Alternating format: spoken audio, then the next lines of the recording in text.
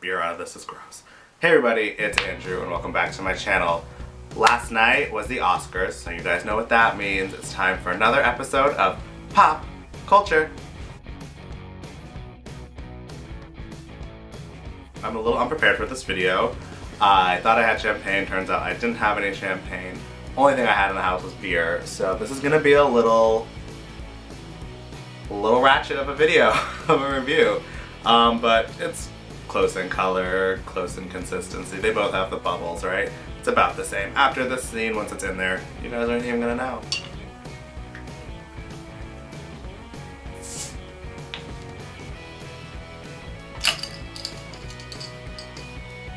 Smells.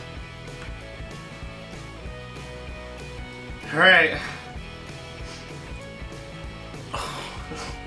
Cheers to the Academy Awards.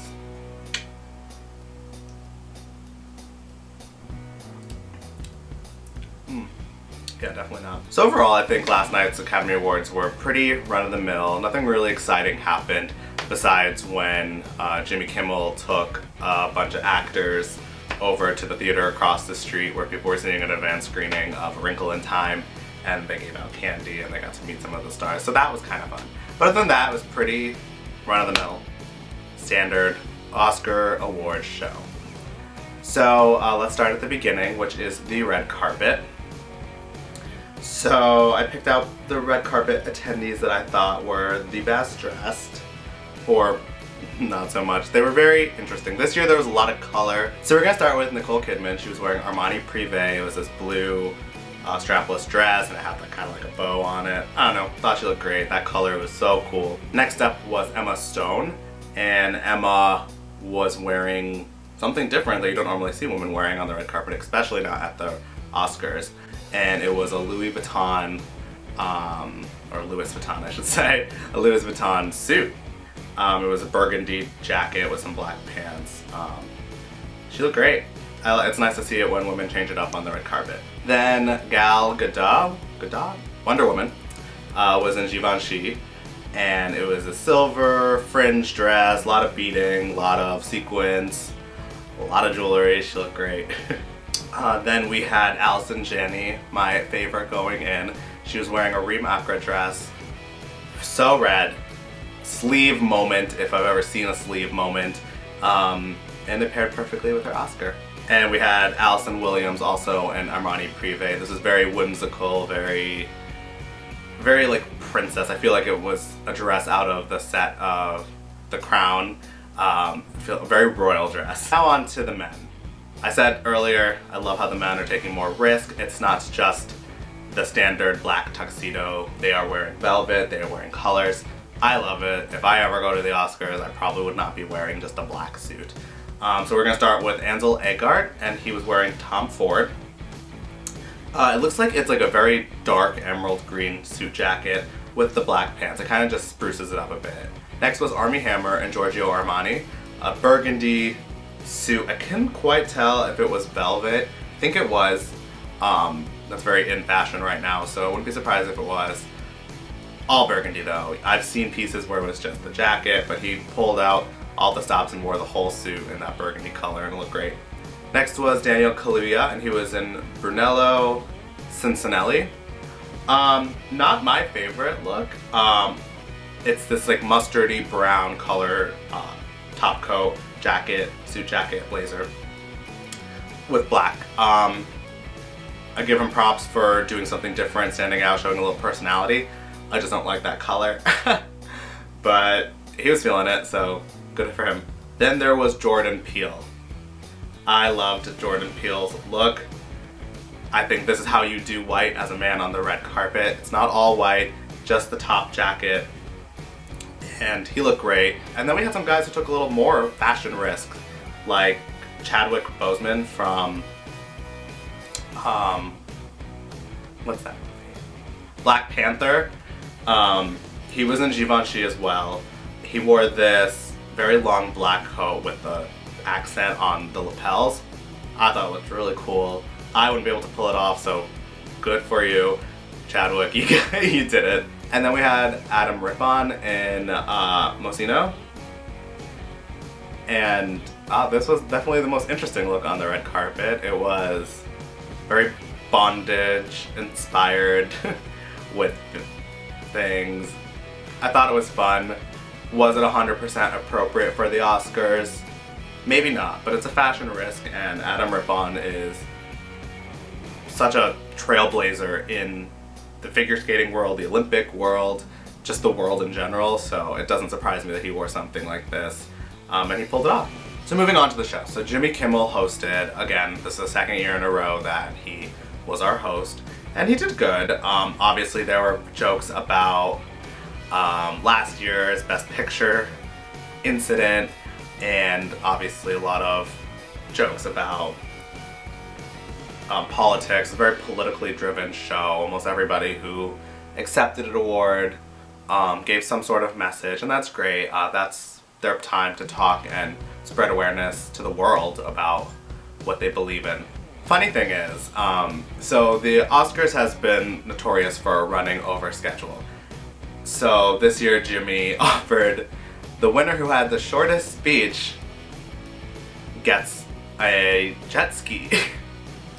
I don't know how true that was, but they came out, they had Helen Mirren come out with a jet ski that would be the prize for the winner. People thought it was funny. I don't know if people took it seriously because the show did end up running 45 minutes, maybe even more than that, over the allotted time. That's the longest I've ever remembered the Oscars running over schedule. It didn't seem like it was going that late, but those producers must have been so annoyed. So clearly his bribe did not work.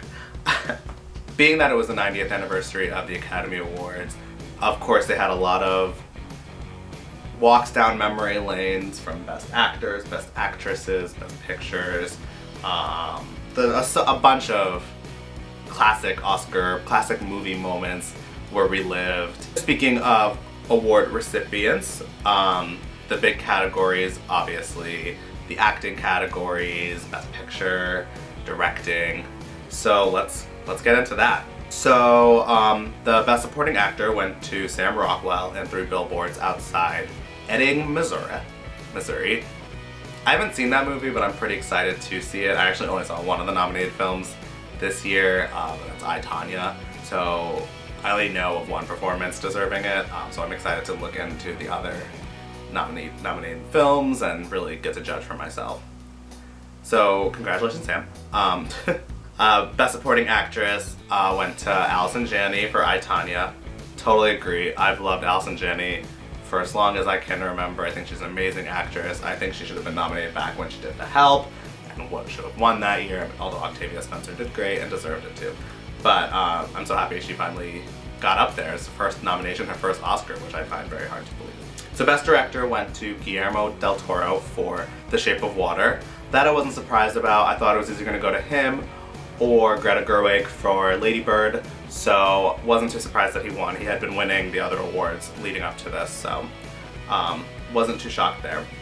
Best Actor went to Gary Oldman for The Darkest Hour, where he portrayed Winston Churchill.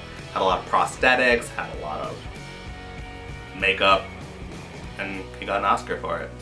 Best Actress went to Frances McDermott for 3 Billboards Outside Ebbing, Missouri. That's such a long title for a movie. Granted, I don't make films, but I think like 3 Billboards would have been a sufficient title. But I'm very excited to see that movie. That's really on the top of my list of nominated films that I want to see. And Frances is such an interesting character. She's fun. She's very inspirational, but she's also very, very strange at the same time. I would love to have a conversation with Frances and just like learn her views on the world, and I think she'd be a very entertaining, very insightful person. Other notable winners were Jordan Peele for Best Original Screenplay for Get Out. This movie shocked the hell out of everybody. This movie came out last February, believe it or not, February 2017. And normally Oscar movies come out at the end of the year, November, December. So the fact that this movie was nominated for the amount of awards it was pretty shocking and pretty exciting. And I'm so happy for him. He really shows that you can transition from any genre, from comedy to horror to sci-fi, so I'm excited to see what else he does. And the Best Original Song went to Remember Me from Coco, which was written by Kristen Anderson Lopez and Robert Lopez. And the reason why I felt like this one was worth mentioning was because Robert Lopez has gotten the EGOT twice with last night's award win. If you don't know what the EGOT is, pretty much what it stands for is Emmy, Grammy, Oscar, and Tony, and that means you've won them. Only 12 people in the world have ever received them. Some of the notable, or another notable one is Whoopi Goldberg has an EGOT. He has the EGOT twice, so that's a pretty big deal. Even though you might not recognize his name or know who he is, that's an incredible accomplishment to get just once. To get it twice before you're in your 50s is unheard of.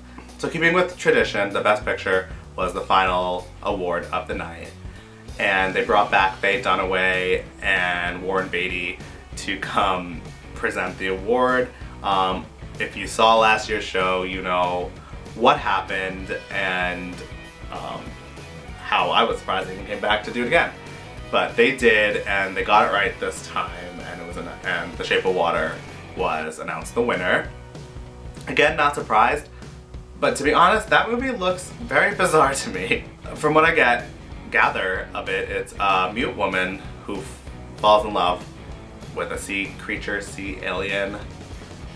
I don't know what it is. I'm very intrigued, but also very disturbed. If you're interested in a complete list of winners, there's a link down below. Just click on that and you can find out who won sound editing or cinematography, all of those fun awards. Overall, it was a very standard, very typical Oscar show. I enjoyed it because that's just my cup of tea. That's what I like to see. This was gross, by the way. I don't know why drinking beer out of a champagne glass makes it taste worse, but it does. Anyways, if you guys like this video, please give it a big thumbs up. Leave a comment down below. What was your favorite moment of the Oscars, and were any winners snubbed that you thought should have gotten their statue? Be sure to follow me on all my social media. The links are posted below, and hit that subscribe button. I put out new videos every once in a while, usually every week, but sometimes I don't. But they're usually passionate videos, so they're definitely worth watching. So hit subscribe. Anyways, that is it for this week. I will see you guys next time. Bye!